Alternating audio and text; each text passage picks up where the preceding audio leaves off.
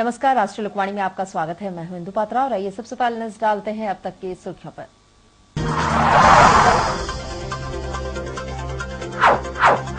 Station क्षेत्र में tempo चालक ने बस कर्मचारी की पिटाई। आक्रोशित कर्मचारियों ने थाने में किया प्रदर्शन।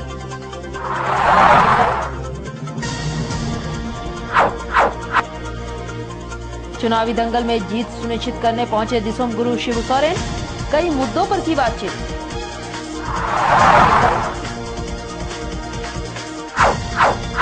और सांसद अजय कुमार का नक्सलियों के साथ है साठगांठ, कहा भाजपा पूर्व जिला अध्यक्ष ने।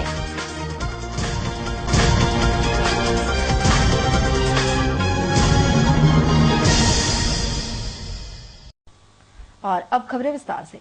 स्टेशन बागबेड़ा रोड में उस वक्त हंगामा सा मच गया जब एक टेम्पो चालक ने पार्किंग के विवाद में मिनी बस के खलासी की बुरी तरीके से पिटाई कर डाली। गौरतलब है कि स्टेशन क्षेत्र में सरकारी मिनी बस स्टैंड विभाग द्वारा जमीन उपलब्ध नहीं कराया गया है और इसी कारण से हमेशा ही बस चालकों को सड़कों पर ही गाड़ी रोकनी पड़ती है। इस तरह के विवाद के कारण टेम्पो चालक ने बस की खलासी की दोनों में बहस हो गई और टेम्पो चालक ने बस खलासी को बुरी तरह पीट डाला। आक्रोशित बस कर्मचारी ने बागबेड़ा थाना पहुंचकर प्रदर्शन किया। प्रदर्शन के दौरान इन्होंने बताया कि सभी के लिए स्टैंड बनाया गया है, परंतु सरकारी मिनी बस स्टैंड के लिए स्टैंड निर्धारित नहीं किया गया है और इसी कारण से हमेशा ही विवाद होता है। इन्होंने थाना प्रभारी से मुलाकात कर उनसे इस मामले पर दोषियों पर कार्रवाई करने की मांग की है। आलोक ना क्या नाम है ये तो हम नहीं जानते। वो माने वहाँ लैंड टेकरी करता, कभी कभी टेम्पू चलाता है। तो मोटा है। क्या बात के लेकर आपको मारा? हम लोग गाड़ी निकाल रहे थे, अंदर ढुक करके मारा। बात वही लगा दिया था। कितने लोग मारा आपको? देखिए 3-4 आदमी आया था, एक ज्यादा मारा हमको, बहुत ज्यादा मारा कि हम सेंसलेस हो गए। क्या क्या चीज से मारा आपको? हाथ से, पैर से। हाथ और पैर से मारा है। तो कुछ वजह बताया क्यों मार रहे हैं? वजह कैसे बताएं, हम अंदर थे, वजह कुछ बोला नहीं है। आकर मारपीट चलती रहती है, वहाँ भी जुगसलाई में भी, बस और क्या। और कारण कुछ भी नहीं रहता। कारण कुछ रहता है। थाना में कंप्लेन किया आप? हमेशा स्टेशन में कभी दुकानदार का भी मारता है, अब कभी मारता है कि टेम्पो वाला मारता है, जुगसलाई में भी टेम्पो वाला मारता है। और कहीं भी टेम्पो वाला इतना परेशानी किया रोड में क्योंकि गाड़ी लगने नहीं देता है। साक्षी में भी झमेला है। आज तक स्टैंड का नाम निशान नहीं है। हर नेता आ रहा है कि हमको करो। आज तक कोई नेता बोला नहीं कि तुम लोग स्टैंड ले लो ना प्रशासन। अभी इलेक्शन ड्यूटी आने वाला है, 20 गाड़ी मांग रहा है हम लोग से। बोले इसको ये मालूम नहीं है, ड्यूटी गाड़ी दूर देते हम लोग, अब ड्यूटी करते हैं। बोले आज तक एक मालूम नहीं, हम लोग स्टैंड नहीं मिलता। मिनी बस का स्टैंड मिला हुआ है, टेम्पो वाला स्टैंड मिला हुआ है, रिक्शा वाला स्टैंड। क्या कारण से? प्रशासन गाड़ी नहीं दे रही है, स्टैंड नहीं दे रहा। ये जानकारी हम लोग को ये प्रशासन नहीं दे रही है। नहीं तो हर स्टैंड रिक्शा वाला मिला, टेम्पो वाला मिला, हम लोग मिलना चाहिए। और उधर चुनावी दंगल में अपने प्रत्याशियों की जीत को सुनिश्चित कराने के लिए हवाई यात्रा के दौरान उड़ीसा जाने के क्रम में जमशेदपुर हवाई अड्डा पहुंचे झामुमो सुप्रीमो शिबू सोरेन ने मीडिया से कई मुद्दों पर बातचीत की। बातचीत के दौरान गुरुजी का कहना था कि वो चुनावी दौर के अंतर्गत जगह जगह जा रहे हैं और सभी सीटों पर प्रत्याशी की जीत के लिए रणनीति तैयार कर रहे हैं। इन्होंने बताया कि लगभग सभी सीटों पर जीत तय है। वहीं इन्होंने विद्युत वरण महतो के परी छोड़ने पर कहा है कि ये तो वक्त ही बताएगा कि कौन टिकता है और बाहर जाता है। इन्होंने साफ तौर पर कहा है कि हमारा जमशेदपुर सीट का उम्मीदवार काफी मजबूत है और किसी की पार्टी छोड़कर जाने से कोई फर्क नहीं पड़ता। चुनाव में तो हर एक प्रकार का नीति अपनाते हैं लोग, जिसे अपनी जीत को संभावना बनाते हैं। जमशेदपुर सीट के लिए कितना स्वस्थ है आपका यहाँ प्रत्याशी भी? देखिए जमशेदपुर तो जीतना चाहिए। 4 सीट है, 4 सीट में कितने में उम्मीद लगाए? देखिए इतना डिटेल हम नहीं बता सकेंगे, इसलिए कि हमको पूरा नॉलेज भी नहीं है, लेकिन फिर भी जीत की संभावना है। इसमें कमजोर मजबूत होने का सवाल है। कहीं भी कोई जा सकता है, कहीं से कोई आ सकता है। ये जाने के बाद कुछ डर लग रहा है जमशेदपुर सीट में? विद्युत वरण महतो ने कहा है कि आने वाले हैं बीजेपी में। अब देखा जाए कौन खुलता है कौन जाता है। गुरु जी, आप आंदोलन प्रेम की आप बात करते हैं, लेकिन आज लगता है कि जो भी कैडर किसी पार्टी में है उससे पार्टी से प्रेम ज्यादा है या फिर नहीं है, समझे ना। वो लोग आर्थिक पार्टी से कुछ जानता नहीं है, चुनाव में जितना हारना जानता है, इतने उद्देश्य है उनका, कोई मतलब नहीं है पार्टी के प्रति, जीत के प्रति। पायलट नॉक कर रहा हूँ, खड़े हो गए। और उधर भाजपा के कार्यकर्ताओं ने सांसद डॉक्टर अजय कुमार के नक्सलियों से साठगांठ होने की बात कही है और साथ ही चुनाव आयोग से पूर्व चुनाव में उजागर सीडी प्रकरण की जांच की मांग भी की है। भाजपा के पूर्व जिला अध्यक्ष विनोद सिंह ने बाराद्वारी स्थित चुनावी कार्यालय में संवाददाता सम्मेलन कर पत्रकारों को बताया है कि सांसद डॉक्टर अजय कुमार का काम सबसे बदतर रहा। वहीं ये भी कहा है कि जिन जिन नक्सलियों के पहाड़ी क्षेत्रों में पुलिस या ग्रामीण जाने से डरते हैं, वहीं डॉक्टर अजय कुमार अकेले कैसे चले जाते हैं। इस तरह की गतिविधि को देखते हुए यह अंदेशा लगाया जा सकता है कि कहीं न कहीं उनका संबंध नक्सलियों से है। यही कारण है कि नक्सली क्षेत्रों के 15वां लोक चुनाव में डॉक्टर अजय कुमार की जीत हुई थी। इसलिए पूर्व लोकसभा के दौरान डॉक्टर अजय कुमार और नक्सलियों की बातचीत की सीडी का चुनाव आयोग जांच करे। अजय कुमार का बयान कि झारखंड में केवल 2 सांसद ही बोले हैं, पूरे झारखंड में इतने दिनों में सदन में 2 ही सांसद बोले, तो उस विषय को लेकर हम लोग आज प्रेस कॉन्फ्रेंस किए हैं और बैठे हैं। इस विषय को हम रखना चाहते हैं कि केवल अजय कुमार अपनी पीठ अपने थपथपा रहे हैं, ऐसा कोई विषय नहीं है। ये आप देख लीजिए, आपके सामने दैनिक भास्कर में एक ADR दक्ष सर्वे है, जो हमारा भारतीय जनता पार्टी का सर्वे नहीं है और ना ही दैनिक भास्कर का है। इसमें स्पष्ट दिया गया है कि पूरे कार्यकाल में 3 वर्षों में ये जो 15वां लोकसभा था, इसमें सबसे बदतर स्थिति किसी की रही है तो डॉक्टर अजय कुमार की रही है। ये आपके सामने रिपोर्ट है, ये हम आपके सामने रखना चाहते हैं। दूसरा, आप देखे होंगे कि जिस तरीके से आज जिस जगह पे, जिन पहाड़ियों पे पुलिस महकमा जाने से घबराता है या जिस जगह पे गांव वाले नहीं जाते हैं, उस जगह पे डॉक्टर अजय कुमार अकेले चले जा रहे हैं पहाड़ों पे और लोगों से मिलने। कहीं ना कहीं पिछला बार जो नक्सलियों से जो उनकी साठ हुई थी और वो चुनाव जीते थे, इस बार भी वो इस बात को लेकर निरंतर प्रयास कर रहे हैं। इसी तमाम बिंदुओं को लेकर हम आप लोग के बीच में उपस्थित हुए हैं कि चुनाव आयोग ने इस विषय को रखा है अपनी पुलिस प्रशासनिक अधिकारियों की बैठक में कि जो पिछले बार सीडी का मामला हुआ था उसकी जांच रिपोर्ट जल्द से जल्द सौंपी जाए। इन्हीं तमाम बिंदुओं को लेकर हम लोग आज प्रेस वार्ता करते हैं। वहीं झामुमो के आंदोलनकारी नेता सह झामुमो विधायक विद्युत महतो की पार्टी छोड़कर भाजपा के प्रत्याशी के रूप में मैदान में उतर जाने से झामुमो के शीर्ष नेताओं में परेशानी दिख रही है और चुनावी प्रचार में खुद मंत्रियों को उतरना पड़ रहा है।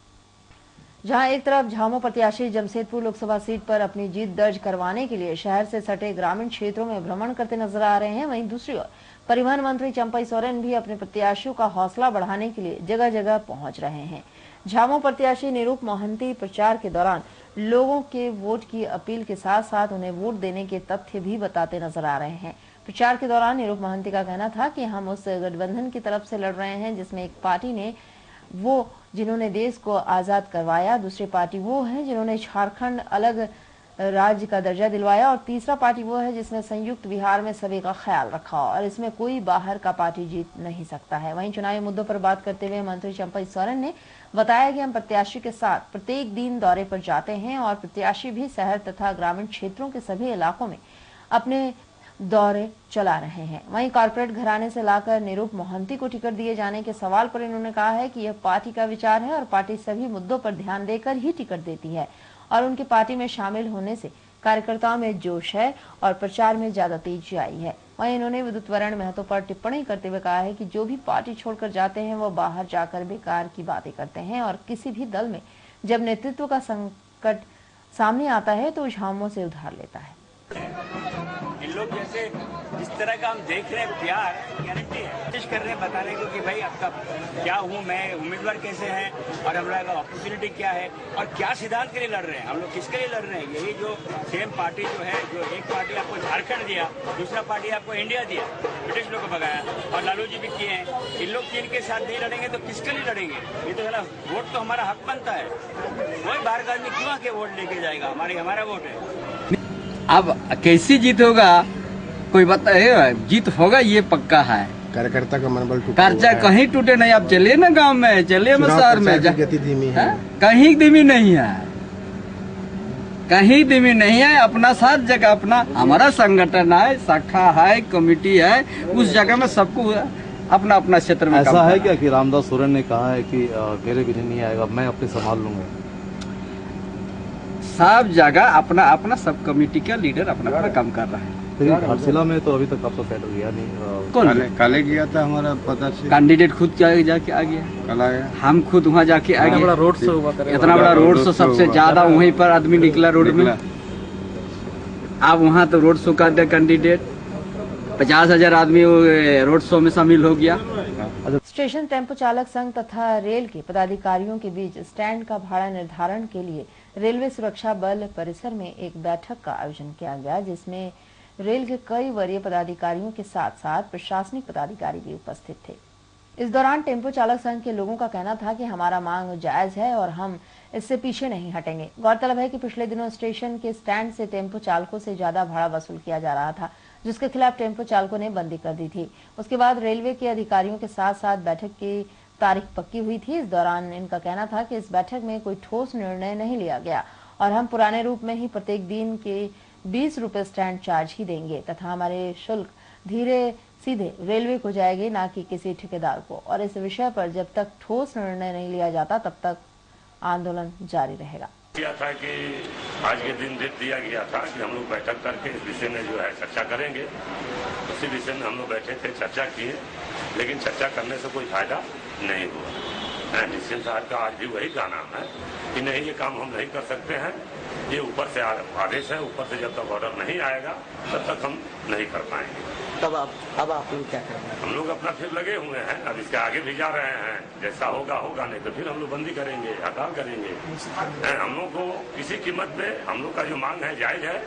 हम लोग का मांग यही है कि इसका पहले जो है कैलेंडर डे 20 रुपया में हम लोग चले हैं और कैलेंडर डे ही देंगे और ठेकेदार के थ्रू नहीं रह करके हम लोग डायरेक्ट रेल के थ्रू रहेंगे। ठेकेदार हर 2 महीना 6 महीना साल 2 साल में बदली होते रहता है। हम इसलिए हम लोग जो है डायरेक्ट रेल के थ्रू रहेंगे। रेल को जो भी अपना राजस्व होता है 20 रुपया के हिसाब से 393 गाड़ी का जो भी पैसा होता है वो हम लोग रेल। और उधर AIFF की तरफ से आगामी 8 अप्रैल से पूरे देश भर के खिलाड़ियों के लिए फुटबॉल टूर्नामेंट का आयोजन किया जाएगा, जिसकी जानकारी एक बैठक में दी गई। गौरतलब है कि यह टूर्नामेंट 8 अप्रैल से नवा मुंडी में खेला जाएगा, जो 12 अप्रैल तक चलेगा। उसके बाद प्रतियोगिता के दूसरे चरण में 13 अप्रैल से यह टूर्नामेंट JRD स्पोर्ट्स कॉम्प्लेक्स में खेला जाएगा, जो कि 18 अप्रैल तक चलेगा। बैठक के दौरान बताया गया कि इसमें देश भर के सभी क्षेत्रों के खिलाड़ी हिस्सा लेंगे तथा आखिरी खेल के बाद विजेताओं को पुरस्कार से सम्मानित भी किया जाएगा। टीम फुटबॉल टूर्नामेंट हो रहा है आई लीग करके, under all India football federation के तहत। इसमें 7 टीम ईस्ट में खेल रही है, जिसमें 4 टीम हम लोग नौमुंडी में खेलेंगे और 3 टीम जमशेदपुर में खेलेंगे। ये करीब 8 तारीख से चालू होगा नौमुंडी में, 9 तारीख से जमशेदपुर में। और मैं चाहूँगा कि जितने ज़्यादा लोग यहाँ पर आ सके, उसको देख सकें, उसको एंजॉय कर सकें। वो लोग भी एंजॉय करेंगे और टीम्स के लिए भी उनको भी बहुत प्रोत्साहन मिलेगा। कहाँ से टीमें आ रही हैं? ये टीमें इसका लिस्ट आपको मैं दे दूंगा, हम लोग पास है।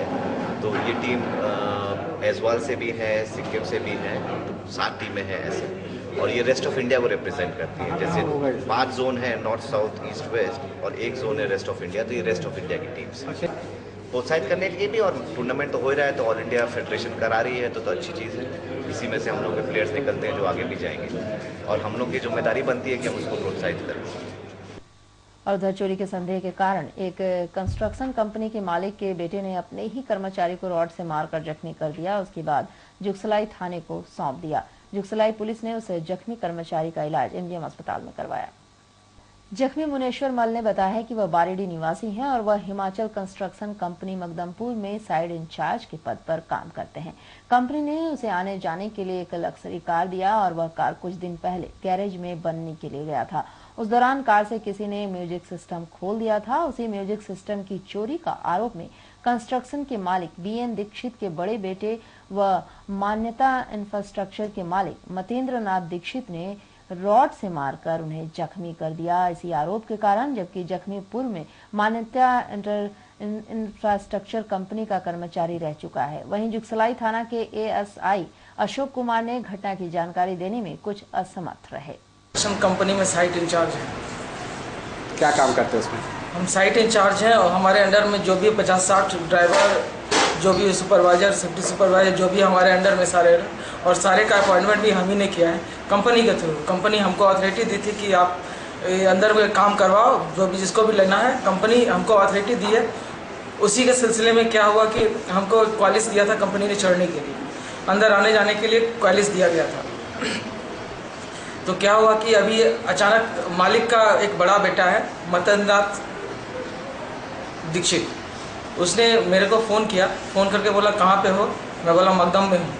मकदम में फिर आया, उसके बाद हमको लेकर के गया और कुछ नहीं पूछा, बोला कि उसका जो क्वालिस था उसका बॉक्स, साउंड बॉक्स चोरी हो गया।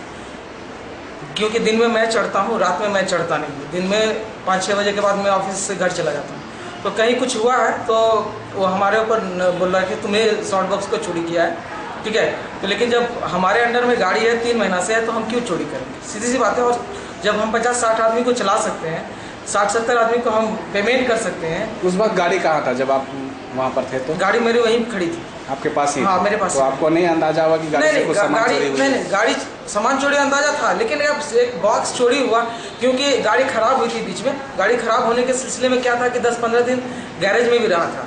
गैरेज में रहने के बाद वहाँ से आने के बाद से बॉक्स नहीं है, तो नहीं है तो हम लोग क्या है कि काम के सिलसिले में अंदर बाहर होते रहते, तो गाना सुनने का तो उतना ये नहीं था। तो अचानक वो आज आया और हमारा वर्कशॉप है, रेड वगैरह कटता है, सर भी फाड़ दिया और रेड से भी मारा इधर में। देखिए इसको देखिए थोड़ा सा। कितने लोग थे वहाँ पर? वहाँ पर अकेले में आदमी तो वहाँ पे बहुत सारा था। यहाँ किस लिए क्या है? इलाज कराने हमारा। क्या मामला क्या था सर? ये कुछ जानकारी नहीं।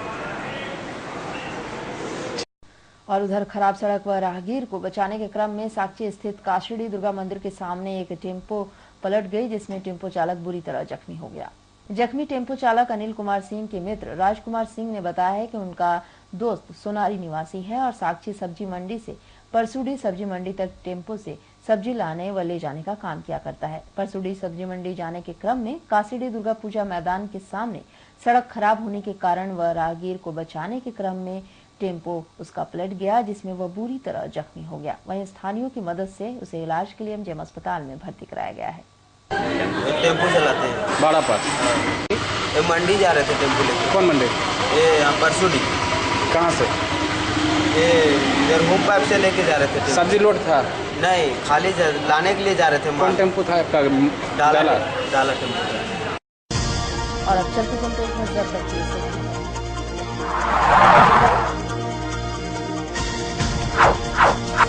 स्टेशन क्षेत्र में टेम्पो चालक ने बस कर्मचारी की पिटाई। आक्रोशित कर्मचारियों ने थाने में किया प्रदर्शन।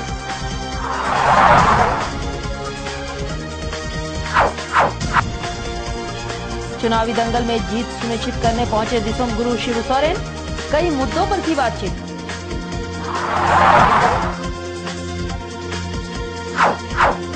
और सांसद अजय कुमार का नक्सलियों के साथ है साठगांठ, कहा भाजपा पूर्व जिला अध्यक्ष ने। और अधिक जानकारी के लिए आप लॉग इन कर सकते हैं आज के लिए बस इतना ही। कल मिलेंगे सुबह के साथ, तब तक के लिए राष्ट्रीय